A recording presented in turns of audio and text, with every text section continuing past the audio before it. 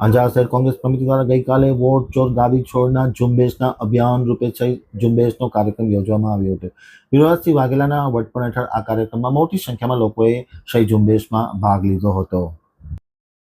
હવે જોઈએ અંજાર આમતક ન્યૂઝ બ્યુરોનો એક વિસ્તૃત અહેવાલ। ગુજરાતમાં ચૂંટણીમાં થતી ગેરરીતિઓ અને વોટ ચોરીના ષડયંત્રને ઉજાગર કરવા માટે ગુજરાત કોંગ્રેસ મેદાને ઉતરી છે। હાઈકમાન્ડના આદેશને પગલે કોંગ્રેસે 10 ઓક્ટોબર સુધી રાજ્યભરમાં વોટ ચોર ગાદી છોડો અભિયાનની શરૂઆત કરી હતી। અંજાર શહેર કોંગ્રેસના અધ્યક્ષ યુવરાજસિંહ વાઘેલાએ આમતક ટીવી સાથેની વાતચીતમાં માહિતી આપતા જણાવ્યું હતું કે ચૂંટણી પંચ આજે પ્રમાણિકતા અને નિષ્પક્ષતાને બદલે ભારતીય જનતા પાર્ટીની કઠપૂતળી બની ગઈ છે। દેશમાં સુવ્યવસ્થિત ષડયંત્રના ભાગરૂપે વોટ ચોરી ચાલી રહી છે। રાહુલ ગાંધી દેશના લોકોના મનમાં જે શંકા હતી કે ચૂંટણીમાં કંઈક ખોટું થાય છે તે સાચું થયું છે। ચૂંટણી પંચ ગેરરીતિને ઉજાગર કરવા માટે અને વોટ ચોરને અટકાવવાના ઉદ્દેશથી અંજાર શહેરમાં વોટ ચોર ગાદી છોડ મુદ્દે ગઈકાલે તારીખ 10ના રોજ સહી ઝુંબેશ કરવામાં આવી હતી। મોટી સંખ્યામાં લોકોએ સહી ઝુંબેશ કરી હતી।